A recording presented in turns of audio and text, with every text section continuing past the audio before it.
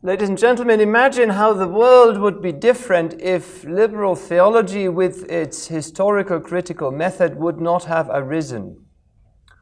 All ancient Western churches, which were existing at the time when it occurred around 1800, were affected to the core. They were changed to the core in the course of the decades of the first decades of the 19th century or later. At any rate, nowadays, all the old churches that existed during the Reformation, perhaps, but especially during that time around 1800, they were all changed to the core. Now, that is a big change. That is an enormous change. They all gave up traditional doctrine quite substantially, and imagine that that even had effects on history. Had the German church not developed the way it did, the German Christians would have been much stronger. Now, what else could have changed? Well, we know the catastrophes of the 20th century. The claim is not obviously, I can't predict what would have happened, but of course Christians were very weak in Germany at the time when that occurred, when the Nazis came and the other catastrophes that there were. They were not equipped well, they were confused, and the development of the German state churches were an enormous factor in that confusion, and from there it spread out to the other parts of the world. Perhaps not to all parts, but probably to your country too. That is an enormous event and an enormous development of ideas. We need to look at what happened there. We need to know it even today, because even today even the very same ideas are at work. And I want to explain my account of that, and I want to encourage you to watch out for these ideas and to understand what's going on and to be smarter than some other people were with respect to it. The historical critical method is often presented, or it was presented to me when I studied Protestant theology at Munich, it was presented as just the method of taking historical facts into account. So apparently other theologians were so naive that they didn't do historical research, that they didn't investigate what the situation was in the churches to whom Paul wrote these letters. That's the usual story. It was historical research, the historical critical method, which started to take history seriously. Now, that's not at all true. The historical critical method is not that, because of course Christians had always done that. That's most obvious. The core is something else, and to go right to it, I quote Ernst Troelsch, a German theologian, now 1889, so we are about 100 years later than Schleiermacher. Around 1800 it got started, I would say, but he made a very influential and specific and precise statement of the method which I think which is at the core of liberal theology. And he writes, no change can occur. He writes and says that is a principle of theology. No change can occur at one point without changes occurring before and after at other points, so that all events stand in a continuous correlative interconnection and must necessarily constitute a single flow in which each and all hang together, and every event stands in relation to others. Now, that's a slightly complicated way of putting that everything that occurs as a result of causal processes. Everything that occurs as a result of causal processes, and other authors would add as described by the laws of nature. That's what philosophers call determinism. Every event is predetermined by preceding events. And in Rudolf Bultmann, who is very famous for these kinds of statements about miracles, we find it in a slightly different form. He writes, the idea of a miracle as a divine intervention has become impossible for us today, because we understand all that happens in nature as law-governed. So laws of nature are meant. Thus, we understand a miracle as a violation of the law-governed connection between all that happens in nature, and this idea we cannot entertain anymore today. Not because such an event would contradict all experience, but because for us the idea of nature includes being governed by laws, not because we observe this, but because we presuppose this, and we could not avoid this presupposition even if we wanted to.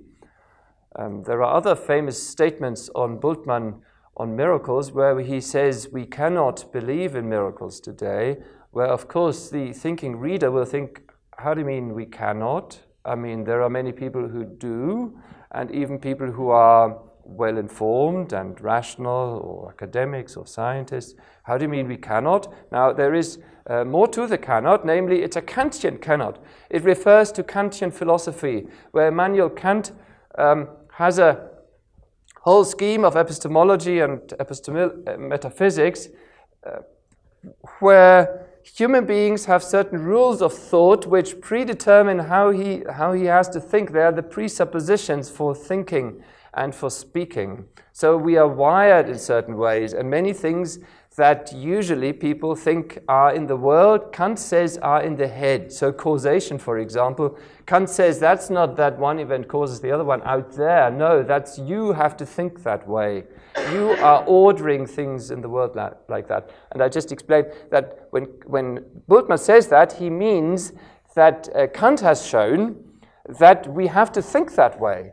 Bultmann says we are wired so that we have to assume that every event is predetermined by other events. And he refers with this to Kant's principle of causality. Here it is. Every event is determined by a cause according to constant laws. He says that is an a priori law, and that means for Kant it's wired in our brain. We have to think that way. We cannot think otherwise. So that, I think, is the main root how this idea got into Protestant theology, because Kant was very influential on theologians, or those theologians who followed Kant were promoted by the government in Berlin. So I think that's one of the main roots how Kant was so influential, that through his principle of causation, Germans in particular in the 19th century, German academics, believed that determinism is what has to be true. There is just no doubt it's a principle of rationality and of science. To give you a quotation from a non-German philosopher who took this up in the 60s, Langdon Gilkey in the US, he says, contemporary theology does not expect, nor does it speak of, wondrous divine events on the surface of natural and historical life. The causal nexus in space and time, which the Enlightenment science and philosophy introduced into the Western mind, is also assumed by modern theologians and scholars, since they participate in the modern world of science, both intellectually and existentially. They can scarcely do anything else. So there you have the term causal nexus. This is again what Troelsch was describing in this slightly longer passage. Everything is connected, and so if there is one change, it's got to be due to a certain change before, and it's linked to certain changes afterwards, and all that is law governed. So causal nexus is here the name, and here we see the Enlightenment, the connection with the idea of the Enlightenment. And we find that very much in 19th century German theologians, and even in theologians today. They say, since the Enlightenment, we think that way, or we know that, and that's where we are. So, and they would also say things like, we cannot think otherwise, or they will say that Enlightenment has taught these things. That's a kind of, I don't like the term narrative, but you know what I mean.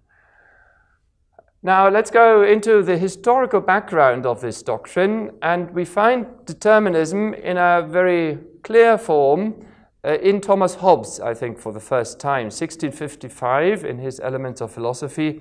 And he is reasoning just philosophically, not looking at events, not looking at science, but just thinking, well, if an event occurs, then its cause must have been complete, otherwise it wouldn't have occurred. Now, if the cause was complete, then the effect could not but occur.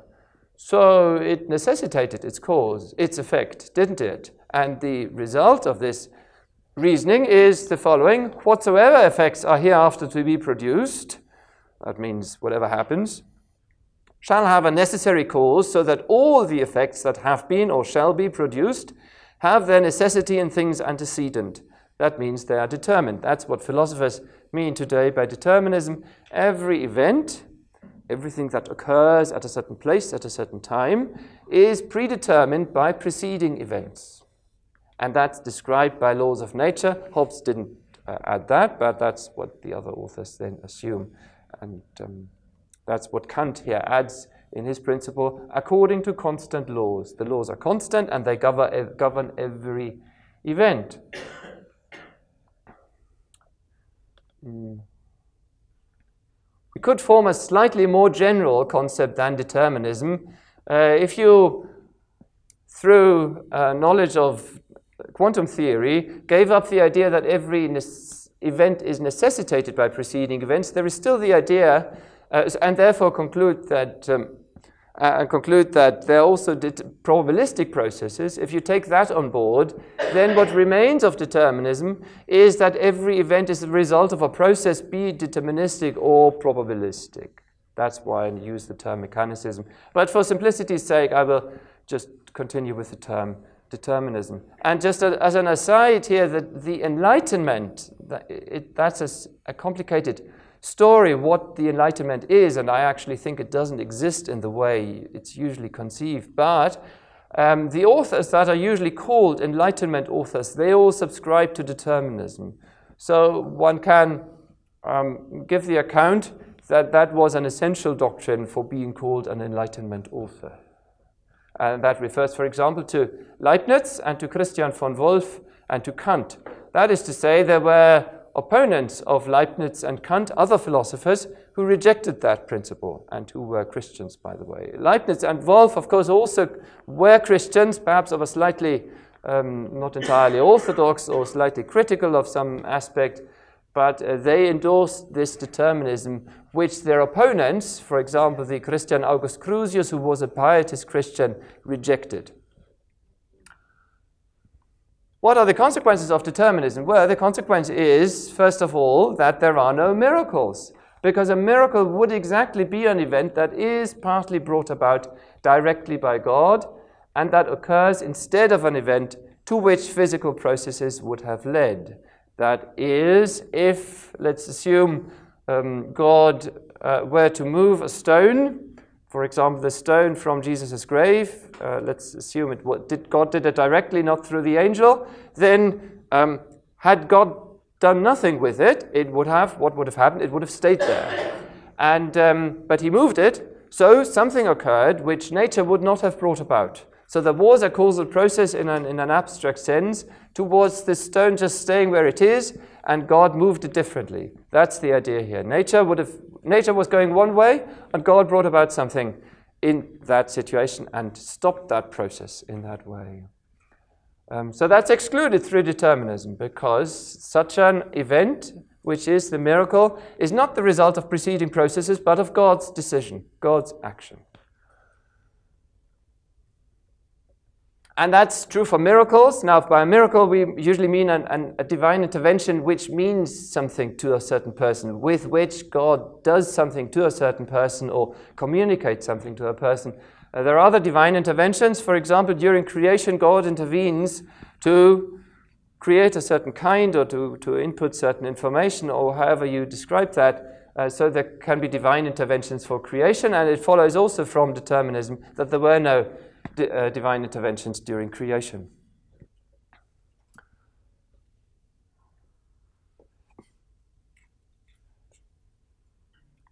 In fact, the question for Hobbes derived from determinism, first of all, that there is no free will, not free will of the kind that people have believed in it before.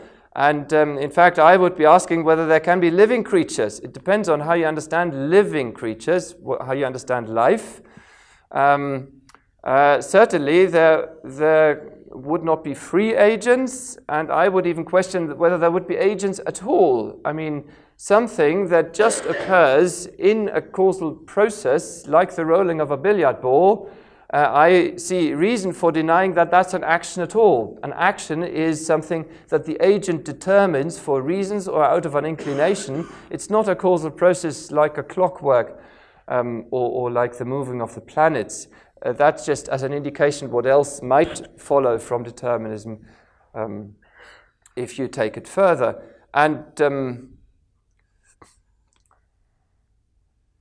so the main conclusion that Hobbes drew was that there is no human free will. That means there is not even limited human free will. Theologians sometimes are not clear about that. I think nobody affirms that human beings have unlimited free will. That's a position that's not plausible. But limited free will is what Christians usually believed in. And Hobbes denies that, and it follows from his determinism. Now, if there is no human free will, according to what most Christians used to think, rightly, if there is no human free will, then the whole story of Christianity about sin doesn't seem to be really so plausible, because there doesn't seem to be sin in a very deep sense if there is no free will. What would temptation be if there is no free will? What would be the point of that feeling of temptation if all that's going on really is just a process that's predetermined anyway? So, and furthermore, there would be, what would be the point of the Great Commission? To call people to convert if it was predetermined anyway what happened, who went where, and who accepted the gospel. Doesn't seem to be the story of the New Testament. The story of the New Testament seems to be there is something up to human beings, and it can go one way or the other way. People can accept the gospel or they can reject it. God pushes them or draws them more or less, but often they have a choice to go one way or the other way. And of course, if there is no free will, then it seems as though the evil is really pointless. There can be no point to it. If God arranged everything that way, what would be the point of evil? That's just to indicate what Christians usually believed, I think rightly, and why determinism was such a complete attack on Christianity, because it removes free will and it removes miracle, and there is basically nothing left of Christianity if you take that away. You can't modify Christianity so that it just fits that picture a little bit. What, of course, the liberal theologians did, I won't go into the details of liberal theology, that's another matter. What they did is they said we have to now reinvent Christianity in order to make it fit determinism. So we have to get rid of all miracles and interpret these sentences differently. We have to use the old sentences because otherwise we lose our jobs and the people will recognize that we are not Christians anymore. And they will realize that that's not the Christian church anymore. But the point and the really extraordinary feature of liberal theology is that decision of Schleiermacher to continue to use the old phrases and to fill it with new content. That was really an enormous idea, and it's actually extraordinary that he thought that should work, that he gets away with it. And it's extraordinary that he did get away with it. And we can still see it in the pews, at least in Germany, that there are these ministers who were trained to use the old sentences but not believe a thing what they usually meant. And most people in the pews don't realize. They don't realize when the minister he repeats the old sentences about the resurrection of Jesus, and then in the sermon he talks about hope, and there is always hope, and there is always something that can go better, and it's always worth going on. And they think, oh, that was a good sermon.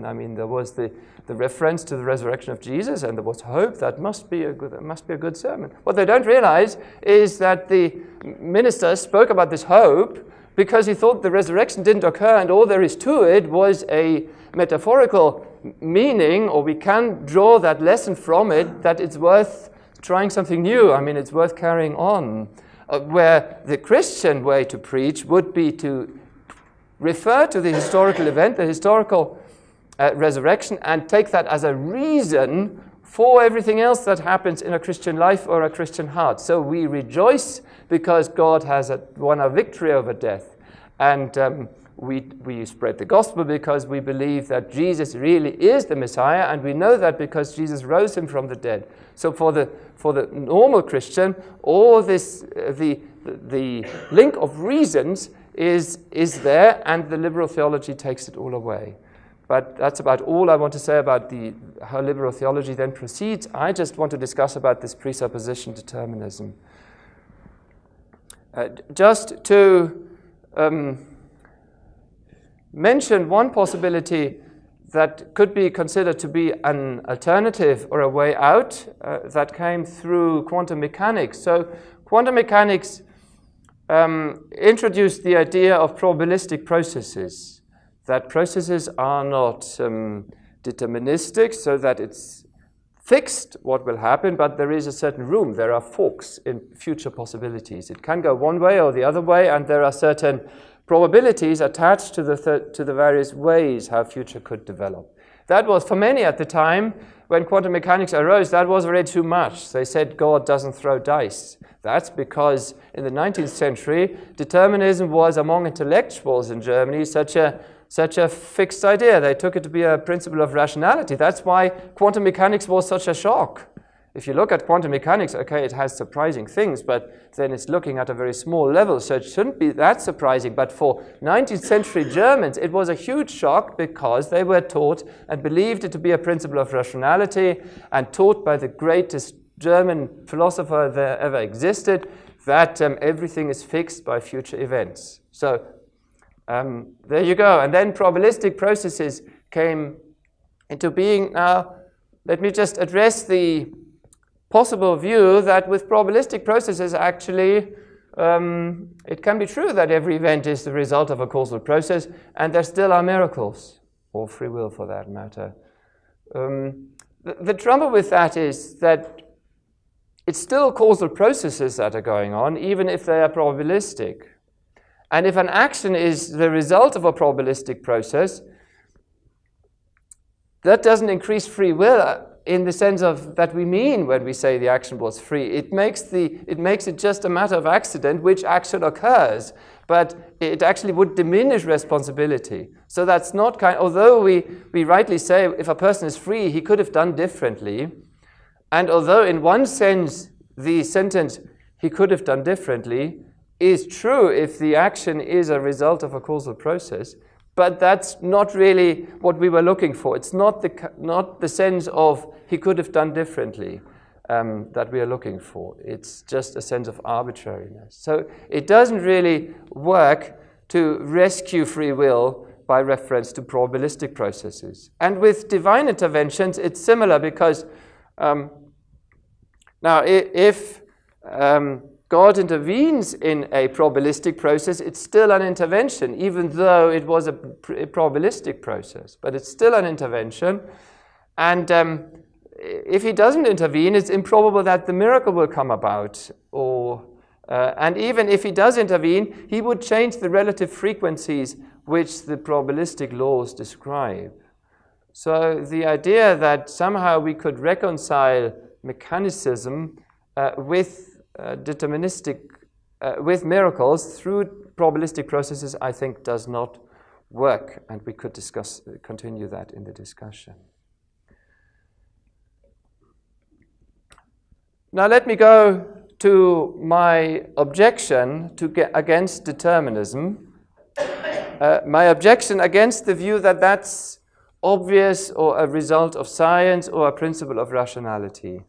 Let's look at a law of nature as we all know it from high school physics, and let's see whether the laws of nature really confirm what these liberal theologians assume. Let's look at whether the laws of nature really say that there is that causal nexus which Langdon Gilkey referred to, or what Troelsch referred to, and what Bultmann referred to.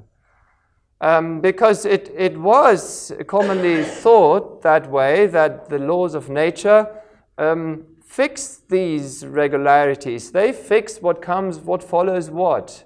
And we had it in Kant's principle of causality. It's all described by the laws of nature. These people thought it's the laws of nature which describe how this deterministic network is developing, and which describe if there is an event of one type, what will follow, and what will follow in all occasions. That's why miracles are not possible. It would not be possible if this deterministic view would be true, and this view of laws, because when a miracle occurs, God brings about something in a situation which on another occasion, where God does not intervene, is followed by something else. So if there is a miracle in one situation and a similar situation, except without the divine intervention at another occasion, so in one case the stone is just sitting there, and in the other case God moves the stone, then you have the situation where one type of event, X, in one case is followed by the stone just sitting there, and in another case the stone moving. So let's look at the laws, whether they really were as these determinists thought. And what does the law of gravitation, which we have here, say?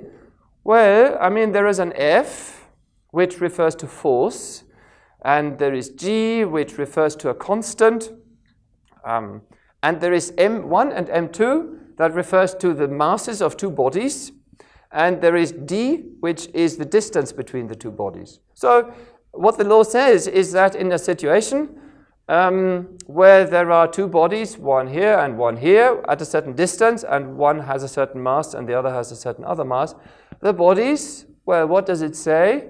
Does it say they move in a certain way? No, it doesn't say that. It says there is a force at the bodies of a certain kind, of a certain strength, in the direction towards the other body. That's what the law says. So the law just says that in situations of certain kinds, there are forces of certain kinds. Now, what does that mean for miracles? Consider the stone. What's happening if God moves the stone? Well, he moves the stone. What about the forces? Now, the forces is what's proclaimed by the law. The claim of the law is that there is that force when there are two bodies. And what happens to the forces when God moves the stone? Well, nothing happens to the forces. Presumably, the forces are still there. God just moves the stone because forces can be counteracted. Forces can be counteracted by other forces, that is, by other physical things, or by a cat, or by a human being, or by God. Forces can be counteracted. That's just because the nature of causal processes is that way. And we can see that here in the law of nature. The law of nature is not that whenever there are two bodies, they accelerate towards each other. That's the picture that Troelsch and Bultmann seem to have. They seem to think the laws say whatever happens in what kind of situation. So that would mean for the law of gravity that the law says whenever there are two bodies, they accelerate in a certain way. No, they don't. Because sometimes the one body is glued to something, or there is an electromagnetic force on it, or there is another planet working on it, or for that matter, a ghost or God is acting on it. Anything could act on it. But the point is, there is nothing about the thing and about the causal process and about the force which rules out that something else is acting on it. And there is nothing about the force which forces that acceleration to take place, which would take place if nothing else was acting on the thing. So in a miracle, no forces are presumably abolished. Perhaps there are, I mean, it's a matter of debate whether that could happen, but we can well imagine that in miracles, no forces are abolished. And that means the laws of nature are left entirely intact. The laws don't say what happens. The law just says what happens in a certain situation if nothing else is acting on the thing in question. And that means that the famous phrase that miracles are violations of the laws of nature is not right. That's wrong. And the phrase was introduced by Voltaire and by David Hume. They both called miracles violations of the laws of nature and used that to rule out all miracles. They said, we have so much evidence for the laws, and therefore no evidence of a miracle could override that. Let me illustrate the point in a different way and illustrate the point why determinism is wrong in a different way. Here, that's a ball here. And look at this. That's a causal process. That's a ball rolling. The rolling ball, the rolling of the ball is a causal process. That is, it involves things, bodies, and there is something going on through time, and it has a certain predictability. It follows laws of nature indeed, so that we could predict what happens if nothing else is acting on the thing. Now, on the Hobbesian view of matter and of the laws of nature and of the universe, something would not be possible. What is possible? What can happen with the rolling ball is that I stop it. Now, so I can stop the ball. Now my opponent might say, yes, okay, but that's naive, really, because, of course, your body is a physical thing, too, and you have your brain, so that you have to take all that into account. That's also a physical system. Well, okay, let's take more into account. Let's include more in the process, not just the ball and the table. Include whatever you want. Include my body, my brain, and whatever you want, what there is, whatever things you want to include. The point is that whatever you include, the same is true of that big thing, including me, the ball, my brain, and the table. Of that is the same thing true, what's true about the ball, namely that whatever process it's involved in, it can be stopped by something else.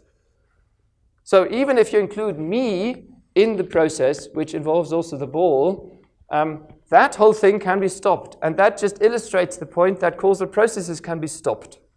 Causal processes can be stopped by some other thing which is not involved in the causal process. And for whatever there exists, whatever material things there are, there can be other things. I mean, if that ball exists, that has no implication on whether there is a certain other ball. That's left open. And you can include as much as you wish. There still could be other things, and these other things could stop the ball, could stop the process, and this big process. And that just illustrates the simple point that causal processes can be stopped. And if causal processes can be stopped, determinism is not true, because determinism is the view that if an event occurred and was caused, nothing could have prevented it once the cause was in place. And the truth is, and the relatively obvious truth is, yes, something could have stopped it. If A caused B, philosophers talk that way, if A caused B and A did occur, then something could have prevented B still at that point, because A was before that, or even at the point, something could just stop it, like my hand stops the ball. So that's the nature of the processes in our universe. They go in one direction, and they might not even be probabilistic. There might be no probabilistic processes for that matter here. We don't need probabilistic processes for miracles and free will to be possible. It's enough that causal processes can be stopped. And that's obviously true. We know it from our everyday experience, and it's confirmed by a closer investigation of the laws of nature, which have that kind of form.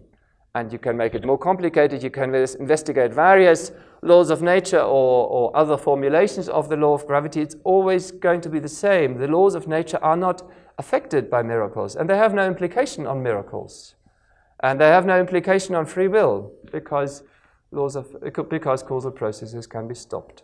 And they can be stopped by other processes, by human agents, animals, or by God. It's just a question whether these things exist. Now, of course, the atheist who says there is no God and therefore there are no miracles, that's all right. That's a reasonable argument. If he has arguments against the existence of God, that's something one can discuss, and that's worth discussing.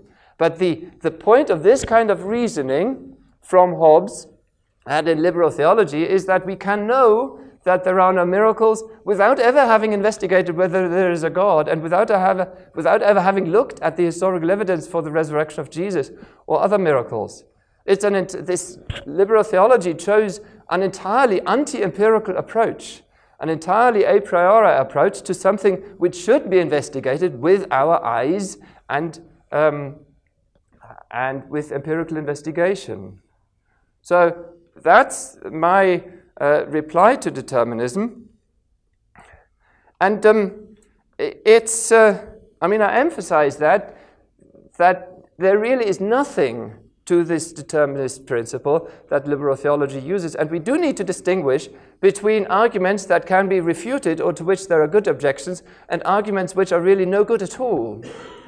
And this one, the one that liberal theology presupposes, is really one that's no good at all. It's just confusing people. It's important to see that. We shouldn't overuse that argument. We shouldn't say all the time when we disagree that argument is no good at all, or say but there is a difference also between arguments from atheists, arguments which are worthwhile discussing, and arguments which really hold no water at all.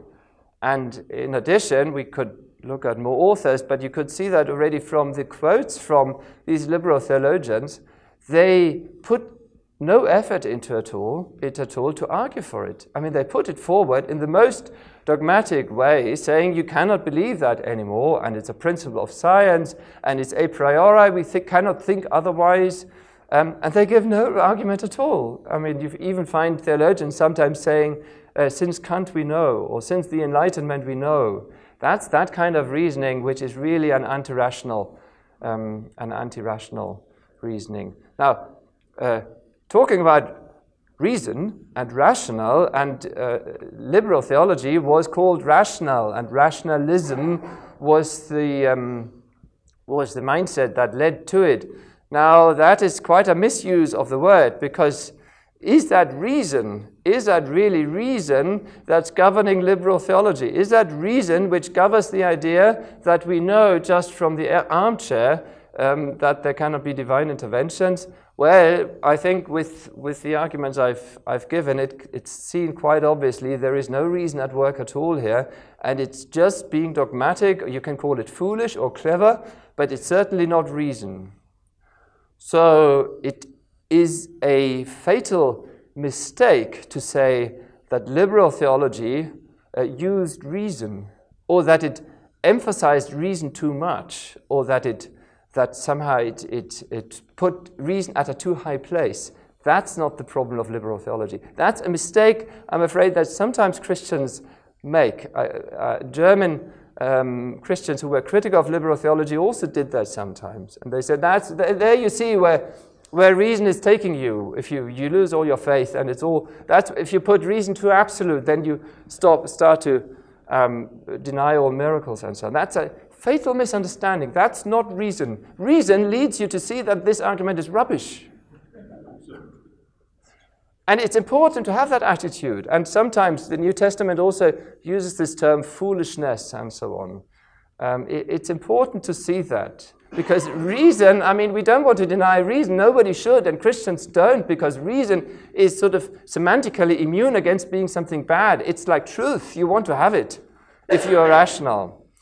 So, now there is that word reason in the New Testament, and I think it just confirms my point, but it's sometimes used to confirm this other, more anti-intellectual attitude. There is in 1 Corinthians, in the first chapter, this long passage about the wisdom of the world and how the gospel relates to it and the cross. And there is that one passage, hath not God made foolish the wisdom of the world? Well, and sometimes that's taken by Christians to mean, well, you see, reason really leads you in the wrong direction. You just have to follow the Bible. That's a misunderstanding, and we see exactly confirmed what Paul is writing here. This wisdom of the world, that's exactly what liberal theology is, because they were the ones who claimed to be the embodiment of reason. They claimed they are the rational ones. They really claimed that everybody who disagrees with them has no reason at all. And they still do that in Germany to theology students today. It happened to me, at least, when I was a theology student. The New Testament professors said from his pulpit, well, if somebody of you here really were to believe these childish things and wanted to continue with his children's faith, he would really not be in the right place in a study of theology that is wissenschaftlich, that's scientific. That's the kind of pressure that's put on people. And and it's associated with reason and with rationality and with the Enlightenment. And the Enlightenment just is that kind of project or rhetorics which says, well, now we are bringing reason. So that's the story behind it, just to indicate Enlightenment. That's a story that reason was brought into the darkness of Christianity, and determinism is a crucial element of this kind of rhetorics. That is, they call determinism reason. They baptize that. That is the rational view they stipulate, and anybody who agrees with that is enlightened, and any who isn't is superstitious and is not reasonable. So that's the kind of, that would be another talk to talk about the Enlightenment, what was going on there. But just to let us understand here, wisdom of the world, that means that people say they are following reason, and in fact they overly emphasize reason. I mean, it's normal and not bad for everybody to think that his own view is the rational one and the opponent's view is not the rational one. That's all right to a certain degree, and we do that too. There is nothing wrong with that, because you believe you're right and you believe to have reasons. That's good.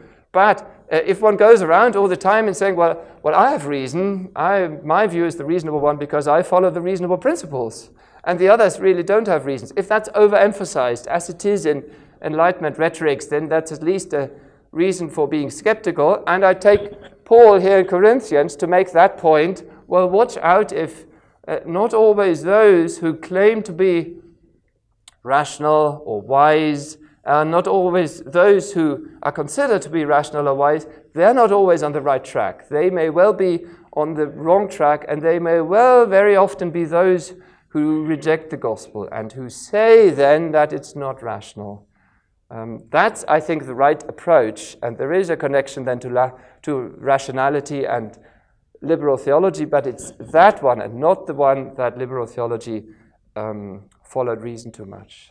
So I think Romans 1 also confirms that or speaks into the same situation. In verse 22, Paul says, professing themselves to be wise, they became fools. That's something I think that we could well apply here. Practical advice to finish. Now, it depends, of course, whether you are exposed to liberal theology. If you were to study theology, that might be stronger. It depends on your country. Not everywhere that is very strong. But, and of course, there are other kinds of liberal theology now. But still, this was an enormously strong line of thinking. And all these claims, which you come across if you study theology, even in exegesis, about Quellenscheidung, and about saying, well, that verse is clearly later than the other verse. It's often, I was about to say always, but I mean it's often based just on that kind of principle, because they presume they know what happened, they presume they know there was no miracle, and then they say, let's think about how did the text then come about. So it's really their defense of their naturalistic position, which they construe, and they present their claim about a certain verse being a later addition. They present that as the claim of historical research, but there is no manuscript at all, and no other reasonable tools of critical, textual criticism. It's based on their principle of determinism, which excludes miracles and the supernatural. So here, I'm just saying, when you come across these claims, just check whether it's really not derived from historical research, but from the presupposition of determinism. You can see that, for example, at work in William Lane Craig's debate with Gerhard Lüdemann, who is a German New Testament scholar who denied the resurrection. And Bill Craig actually has a hard time arguing with him because he finds there is actually no real argument, and then he does come to the conclusion, well, but then you just exclude that kind of thing, right? And Lüdemann confirms that then. So it really is at work that way. Now, more personally, and for everybody's faith, we know from several passages in the New Testament that if somebody asks God for something, it is a precondition for God's answering that the person believes that God can do that. So this belief that God cannot intervene really is also undermining prayer life, and with that, faith in general. Of course, the contrary is not true, that God always answers our prayers and always makes our beloved person healthy. He doesn't do that all the time, but the other conclusion is not right. We must believe that God is omnipotent and must not be affected by these things. And the being affected happens in small doses. It's not just the entire it's not just being an entire liberal theologian or not, but it starts once you start to think, well, miracles, that really doesn't quite fit with science. I'd rather look for an account. Let's see whether I find a solution without that. There's no justification for this giving in to this little thing. So I'm saying, watch out for what guides you in your investigation and your beliefs, and check them with your reason. Check, okay, am I thinking I have to explain that miracle because I think the text really looks metaphorical or something, or am I just being influenced by that kind of thinking, and am I being carried away by that? So I encourage you to apply reason here that has an impact on our beliefs, on our theoretical beliefs, as well as on personal faith. If we start to really believe that God is omnipotent, that will undermine our faith.